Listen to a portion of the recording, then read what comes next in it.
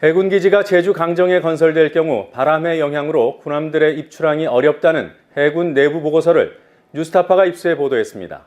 그리고 바로 다음 날 해군기지 공사용 대형 운반선이 바람 때문에 민간 어선들을 들이받아 침몰시키는 사고가 일어났습니다. 무동력 운반선을 예인선으로 끌어서 접안하는 과정에서 일어난 이번 사고는 동력을 최소화시킨 상태에서 대형 군함을 예인선으로 접안시키는 해군의 시뮬레이션과 상황 조건에서 매우 흡사했습니다. 해군 스스로 작성했던 보고서의 우려가 그대로 현실화된 사고였습니다. 사고 위험을 없애기 위한 설계나 항로의 변경도 강정 해안의 입지 조건 때문에 현실적으로 불가능한 상황입니다. 해군은 문제없다는 일방적인 입장만 되풀이할 뿐 뉴스타파의 취재 요청에 응하지 않고 있습니다. 강정 해군기지 발파 작업이 나흘째 진행되던 지난 11일 오후 2시 제주 화순항. 해군기지 건설을 위해서 제작된 수중 구조물인 케이슨을 운반하는 대형 바지선인 플로팅 도크와 어선이 충돌하는 사고가 발생했습니다. 강정 해군기지 시공사인 삼성물산의 바지선이 강풍과 파도에 떠밀리면서 선박 3척과 부딪혔고 이 가운데 2척은 침몰했습니다. 사고가 난 바지선은 2만 톤급으로 해군의 대형 수송함보다 더 큰 규모입니다. 사고 당시 서귀포 일대는 풍랑주의보가 발효 중이었습니다. 풍랑주의보는 해상에서 초속 14m 이상의 바람이 3시간 이상 지속될 때 내리는 기상특보입니다. 초속 14m 바람은 강정이 해군기지로 적합한지 여부를 판단하기 위해 지난 2009년 해군이 시행한 시뮬레이션에서 풍속 조건으로 설정된 30노트, 그러니까 초속 15.4m보다도 낮은 수치입니다. 그런데도 해군의 대형 수송함보다 더 큰 바지선이 풍랑에 떠밀려 선박 충돌 사고를 낸 것입니다. 이곳의 자연 조건이 해군 기동함대 기지로 그다지 적합하지 않다는 것을 생생하게 보여준 셈입니다. 해군이 작성한 내부 보고서가 적시한 서귀포 기상대 기상연보 자료입니다.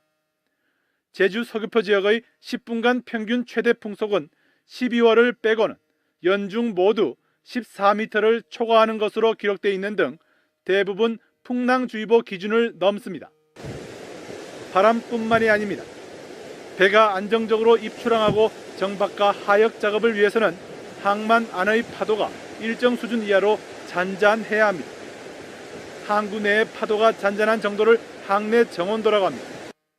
그런데 해군 자체 보고서는 항내 정온도 기준도를 당초 설계 기준서 제한치보다 높게 잡았습니다. 특히 대형선의 경우 0.7m에서 1m로 상향 조정됐습니다. 해군 측은 보고서에서 이렇게 기준을 변경시킨 이유를 제주도 남방의 지리적 특성상 심해파의 최고 85%가 연안까지 들어오기 때문이라고 설명하고 있습니다. 그러나 이렇게 항내 정온도 기준을 완화시켜 시뮬레이션 즉 모의 실험을 해봤지만 계류지에서 항내 정온도는 최대 1.8m를 기록한 것으로 나타났습니다. 대형 선박의 정온도 기준인 1m를 확보하지 못한 것입니다. 항만을 설계할 때는 종합적으로 고려할 때 제일 중요한 것이 항만의 정온도라고 할 수 있겠습니다. 보편적으로 항내 정온도로 하면 0.5m에서 1m, 경우에 따른 1.5m까지 허용을 하기는 합니다. 정온도가 우리 항만 및 어항 설계 기준에 미치지 못한다거나 그랬을 경우에는 선박이 안전한 접항 또는 안전한 계류를 확보할 수 없다고 볼 수 있습니다. 하역뿐만이 아니고 여객들이라든가 해군들의 안전한 승하강 배를 타고 내리는데 위험 요소가 분명히 작용할 수 있죠. 해군은 이 문제를 해결하기 위해 당초 남쪽 방파제를 최소 500m 이상 연장해야 한다고 봤습니다. 출입구 쪽 방파제의 길이를 더 늘려 파도를 막아야 할 필요가 있었기 때문입니다. 그러나 해군 측은 방파제의 길이를 연장할 수 없다는 결론을 내렸습니다. 그럴 경우 또 다른 문제가 발생하기 때문입니다. 즉 방파제가 길어지면 항구의 출입구가 수심 10m 이하인 저수심대와 매우 가까워지기 때문에 바닷속 안반 굴착으로 인한 환경 피해와 운항 안정성이 우려된다고 해군 보고서는 지적했습니다. 또 제주 해군기지 동쪽으로 길게 늘어서 있는 범섬 천연보호구역 등을 방파제가 침범할 수 있다는 점도 거론됐습니다. 실제 범섬 일대는 연산호 군락이 분포돼 있어 문화재청으로부터 천연기념물 제421호로 지정되어 있는 곳입니다. 결국 해군은 방파제 연장을 포기했습니다. 항로 법선의 유지 문제도 골칫거리입니다. 해군은 보고서에서 대상 해역이 생물권 보존지역과 저수심대 등으로 둘러싸여 있어 항로 법선 기준을 지키기 어렵다며 제주 해군기지에 입출항하는 군함의 회전각도의 범위인 최대 변침각을 40도로 바꿨습니다. 국토해양부의 항만 어항 설계 기준은 변침각이 30도를 넘지 않도록 권고하고 있습니다. 만일 변침각이 허용 기준을 크게 초과할 경우 항론의 운항에 어려움이 생길 수 있기 때문입니다. 잠수함 입출항 등 해군 기지로서의 수심 확보도 문제입니다. 해군 보고서는 제주 해군기지 입출항 시 항로 수심은 부산 해군기지 기준과 대형 크루즈선이 다닐 수 있는 15.2m로 정해놓고 있습니다. 그런데 해군본부가 2009년 8월 작성한 해저 지형과 수심도 자료를 보면 강정 해군기지 일대 해역은 수심 15m 이하의 요철이 심한 얕은 수심 분포를 나타내고 있다고 나와 있습니다. 해군이 보유 중인 제주 해군기지 인근 지역 2차원 수심도입니다. 색깔로 보면 주황색과 붉은색이 나타난 지역은 수심 15m 이하입니다. 결국 해군기지 자리가 붉은색 저수심 지역 사이에 위치할 수밖에 없어 보입니다. 해군기지 전면 남쪽에는 높은 파도가 일고 좌우 양쪽에는 기차바위 등 안반 지역과 저수심대가 고루 분포돼 있어 유사시 입출항 항로를 변경할 수 있는 여지가 극히 적습니다. 한편 해군 보고서를 인용해 강정이 해군기지로서의 적합한 입지 조건을 갖추지 않고 있는 것으로 나타났다는 뉴스타파 7회 보도에 대해 해군본부는 해명 자료를 냈습니다. 해군 측은 뉴스타파가 보도한 입지 조건 등에 대해서는 뚜렷한 해명 없이 해당 문건이 해군 내부 문서가 아니며 이미 제주도 등 일반에도 공개된 보고서라고 밝혔습니다. 그러나 제주도청 측은 그런 보고서를 받은 사실도 없고 알지도 못한다고 답했습니다. 혹시 해군본부에서 들어온 문서 중에서 네. 그 2009년, 2010년에 작성된 건데 그 기본계획 보고서랑 실험 보고서 혹시 들어온 게 있습니까? 아니, 없습니다. 그럼 그쪽에서 제출한 적도 없고 지금 우리 받은 것도 없습니다. 아, 그러면 해군 군함이 입출항하는 시뮬레이션 자료 같은 걸 받은 적이 없습니까? 예. 저희는 받은 게 없는데요. 뉴스타파 취재팀은 해군본부에 강정 해군기지의 입지 문제를 묻는 팩스를 보내는 등 여러 차례 정식 인터뷰를 요청했지만 해군 측은 지금까지 검토 중이라는 답변만 되풀이하고 있습니다. 저희가 인터뷰 요청 팩스를 좀 보냈는데요. 네네. 아직 응답이 없어서 전화드렸습니다. 아, 예. 좀 검토 중입니다. 네. 언제쯤 답을 받을 수 있습니까? 제가 좀 검토가 끝나는 대로 전화를 드리겠습니다. 한편 한 군사평론가는 우리 해군이 대양 해군을 논하기에 앞서 천안함과 연평도 사건을 계기로 연안 방어에 집중해야 될 때라고 조언했습니다. 당장 안보에 관한 문제는 누가 뭐래도 천안함 연평도입니다.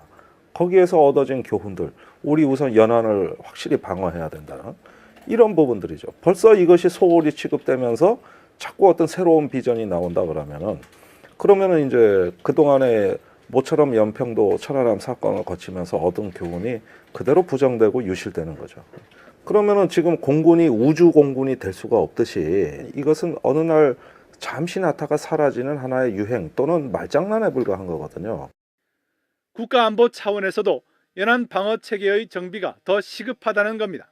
북이 어떤 수중의 특수 전력, 예컨대 북한의 잠수함 전력이 쳐들어간다고 했을 때 우리가 동해에 쓸만한 전력을 일부 차단할 수 있는 전력을 배치한 건 사실이지만 서해는 무방비로 뚫려 있습니다.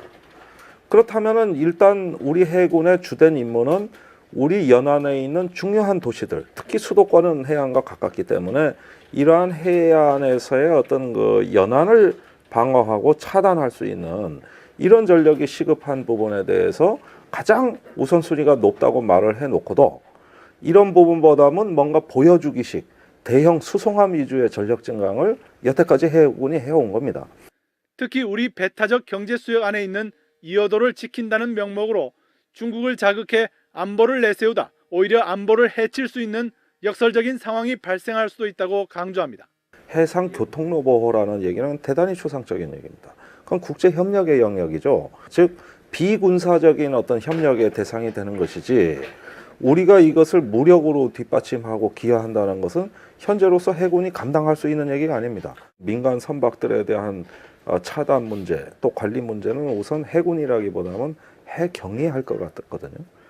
그런데 지금 해경은 이 제주도에 짓고 있는 강정마을 기지를 활용할 생각이 없다는 겁니다. 또한 해군기지 건설 찬반 논쟁이 소모적인 색깔론으로 비화되는 것도 경계해야 한다고 말했습니다.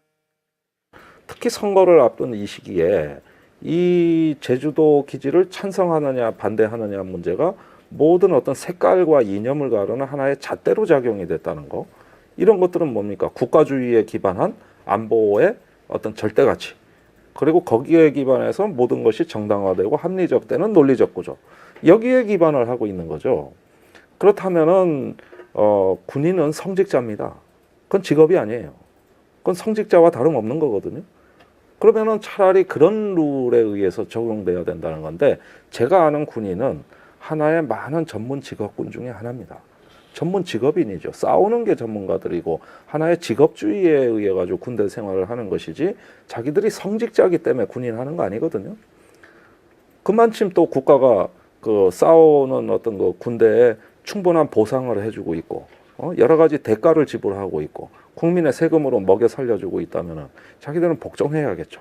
이런 식으로 건설되는 해군 기지는 다음 세대와 국민들에게 있어서는 자산이 아니라 짐이 돼 버리죠.